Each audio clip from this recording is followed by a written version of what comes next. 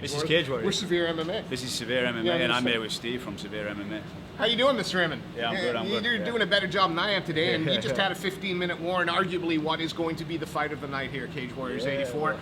Let's talk us through it round by round, though, because that was as close to a 10-7, just about as I've ever seen in the first. 10-8 for sure. And was that a game plan worked to perfection? Yeah, it was. The game plan was I knew Brad was a good combination puncher, good leg kicks. So I planned to be a little bit lighter on my lead leg, work the jab and work the front kick. He came steaming out with combinations, but the other thing we'd worked was a step in left knee, closing into the clinch and working the elbows in the clinch. And I think I hurt him straight from the off with the left knee, and then it's just a case. Then once you've hurt the body, you knee the body, and then when they go to protect the body, you go upstairs, you elbow the head, and rinse and repeat. And that's it's Thai boxing 101.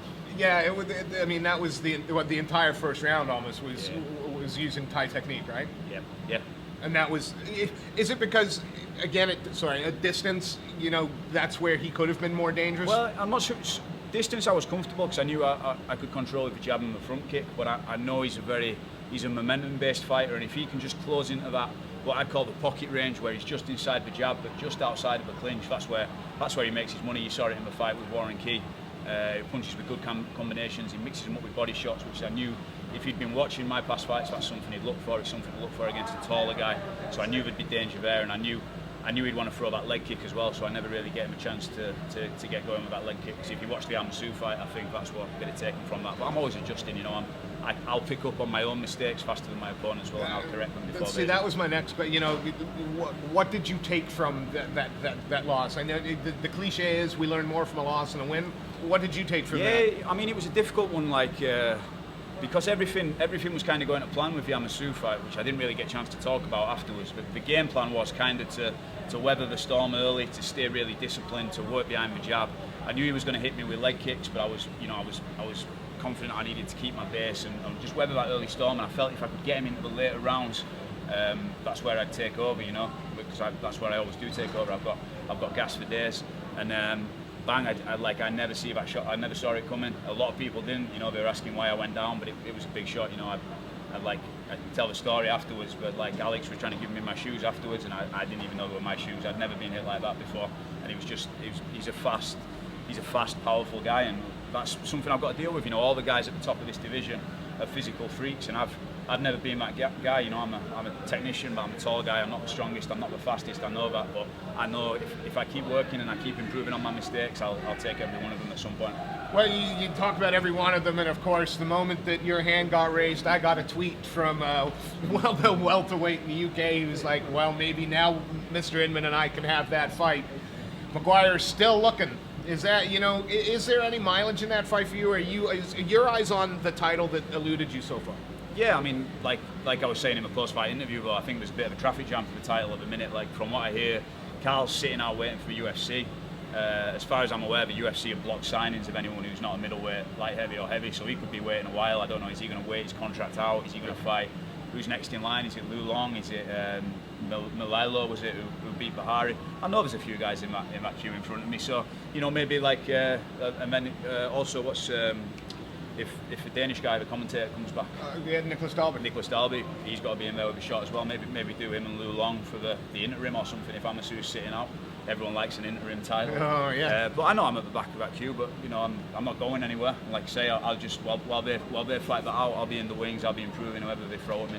As far as John McGuire is concerned, does he just text you every time I fight? Every time. Because every time I hear something different, like, oh, he signed with KSW now or something like. Look, if like it's a cliche, but if a contract arrives on my phone nowadays, it's not my desk, is it? I'll sign it, but whatever, man. You know? Yeah, and you never wanted to talk shit, so I'm not about to invite you to. But you know, looking around the division now, what fight makes sense next for you? Is it a case that you look at the equation for the title and whoever's not there, that's what you want next? Whoever was kind of the third man out of three, you figure you're in the top four? You know what, Steve? I really couldn't give a shit anymore.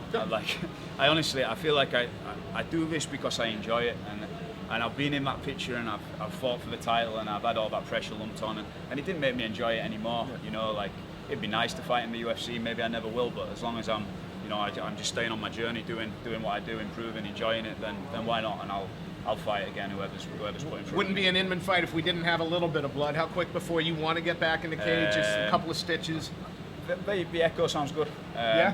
I'd like to take a little bit of time over summer and do some different stuff, do some grappling competitions and that kind of thing. So, I'm running my gym as well. You know, I'm very busy. I've got guys fighting every week. I'm training, coaching guys at the same time as fighting. So, late October's perfect for me. So if we can get it on at the Echo, bring some support up there, I think that'd be fantastic. Whoever I end up fighting. Man, congratulations on it. I mean, it was a beautiful fight to watch. It had a little bit of everything. Let's talk about the third for a moment, because you know Wheeler was coming back into it.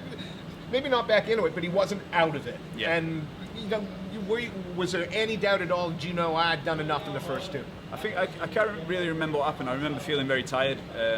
I went quite hard in that first round to try and get the finish, but there was no quitting him whatsoever. I could tell I'd hurt him to the body, and I was hurting him upstairs.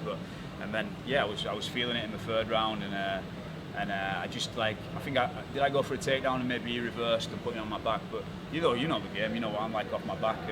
You're not resting. You take me down and think you're going to win the fight from there. I will butcher guys off my back, man. If I'm not submitting you, I'll be elbowing you in the face all night. So, and it's just that case, and I'm just waiting. Either then I'll trap him in a triangle, or I'll sweep him, or I kind of half swept and he sat back for a footlock. But if you want to play the footlock game with me, be my guest. You know. Matt, yeah. Again, watch it. It was a technician's performance, a professional performance, arguably fight of the night so far. Congratulations, and we look forward to seeing you maybe co-main event in the Echo. Yeah, beautiful. Thanks, Congratulations. brother. Thank you, sir.